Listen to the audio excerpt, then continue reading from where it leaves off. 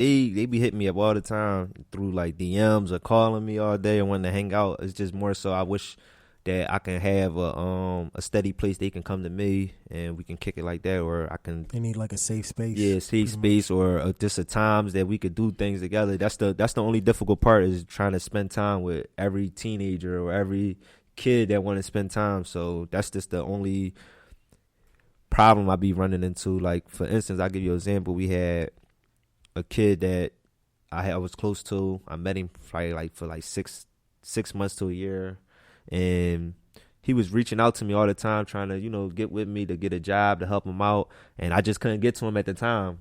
And just a week later, I found out he got shot like 15 times, lost his life, and he just hit me up like a couple days before, like, yo, I really need a job, and we set a schedule up for me to pull up on him, and I just didn't make it to him in time. So just like going through stuff like that, it's like, damn, I wish I really can have a steady place these kids can come to all the time, and even if they can't get to me, they can get to other people like me or other people that can help them, or just they just need somebody to look up to, need somebody to be around.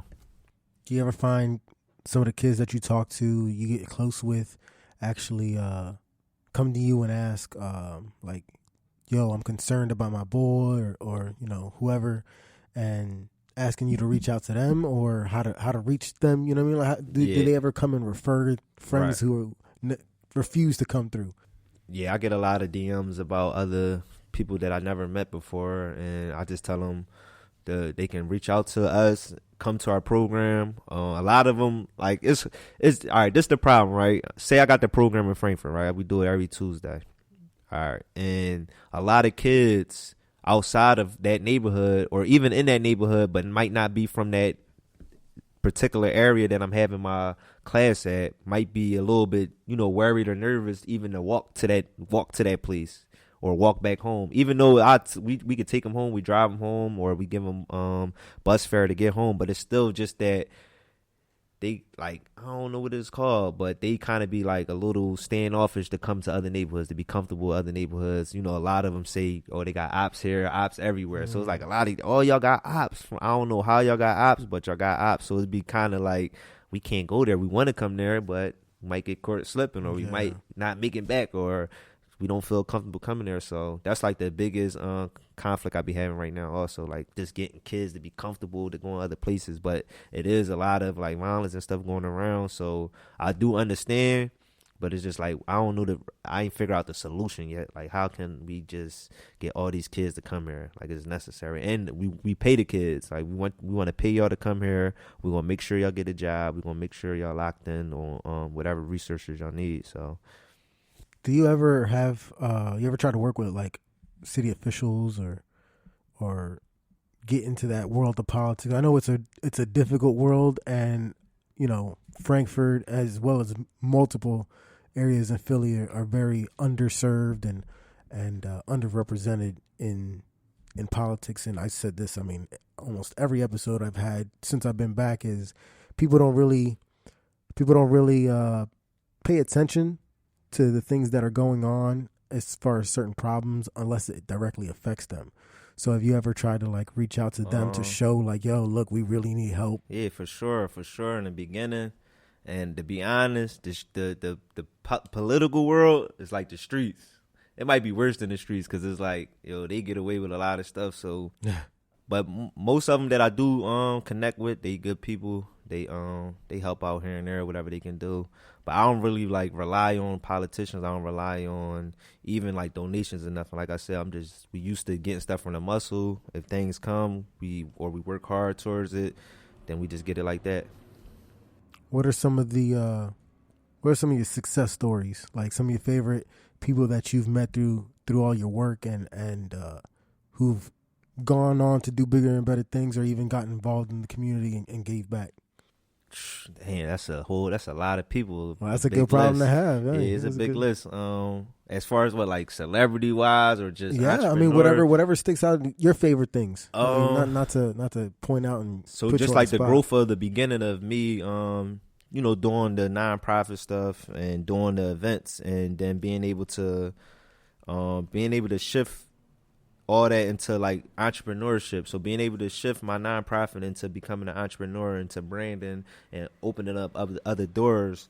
So for me, it was just being able to, all right, I got a brand now. Like I said, I was spending tons of money on marketing, tons of money on T-shirts, tons of money on just flyers and a lot of marketing things, right? So I'm like, all right, how can I just cut out the middleman? How would I be able to, save some money? Because everything I'm doing it from my Out of paychecks, pocket, yeah. right? Out of pocket. So I'm like, all right, I'm going to just get my own machines, own T-shirt machines, start my own T-shirts up, and I can get it to the kids for free, or if people want to purchase them to support, they can do it like that. And then I started making business cards and flyers, and then it was at the point we needed a shop. Like, we can't start doing this out the house all the time, so we elevated to get a shop, and it's just go on from there. And that's then where start doing Hustle events. Sport came from? Yep, just start doing events. We started doing pop-up shops. Again, like I said, I always wanted to get other entrepreneurs involved. So just seeing like all the entrepreneurs that I just did things with, and seeing them grow now, like top name entrepreneurs that I've been doing stuff with since 2015, and seeing them grow in 2020, that's dope. Like, even at the community or just them as a small business. So just watching every entrepreneur I probably worked with in Philadelphia, if not like since 2015 and now, and I'm trying to work with a bunch of more. So you see that growth, it makes you feel good. Yeah, for sure. Like, just seeing them, how they started from either selling clothes out their trunk or whatever to having storefronts now. It's like, all right, we did that and we grew together. And you mentioned like celebrities, so you got celebrities involved? Yeah, or? we did a lot of, like I said, my first turkey drive that I volunteered at was a Meek Mill down North Philly giving out turkeys, and that kind of gave me like inspiration to give back. I always wanted to help people, but I didn't know what was my passion. I didn't know what I wanted to do. And then just putting my own together. I had the Morris twins. They did a turkey drive with me at Huntington Park. It was a collaborative event. That was like really my first ever event. We gave out like 200 turkeys in a different neighborhood. Yeah, that was dope. And just the point that I was saying, shedding light to Frankfurt, we brought a lot of Instagram influencers down Frankfurt that never probably been in Frankfurt, that was able to just talk to our kids and mentor them, and they becoming one of the guest speakers. So, and like you said, at that time, when social media popped off, that everybody want to be an influencer. Everybody want that blue check. So having people come who actually have that blue check, I'm sure would really catch the attention of the youth. Facts. And that was the vision, like, bringing people that never came to Frankfurt, that don't even know what Frankfurt is, or that just get Frankfurt mixed up with Kensington, and just having them come down like, oh, all right, these kids, they dope. Like, we can rock with them, or they got something going on down there. So that was just like the whole vision of Power Circle, and we just kept it moving. So. It's funny how big of how much pride people from Frankfurt have. Like, people hear about Philly, but if you know Philly, like Frankfurt stand out. Yeah, Kensington for other reasons, but yeah, it's wild, man. So some of those people that you've gotten close with and have constantly collabed with, what are some future goals? Like, what's the next step? What's one of the things you want to? I know you like to make things up on the fly, but I'm sure you got an end goal, or not an end goal, but So I got a new project I'm working on. Like, it might be like Power Circle always gonna be my first baby, but the project that I'm working on now is like all my super attention is gonna go into this project to be able to elevate everything. So we shooting a docuseries. It's called Impact the Hood.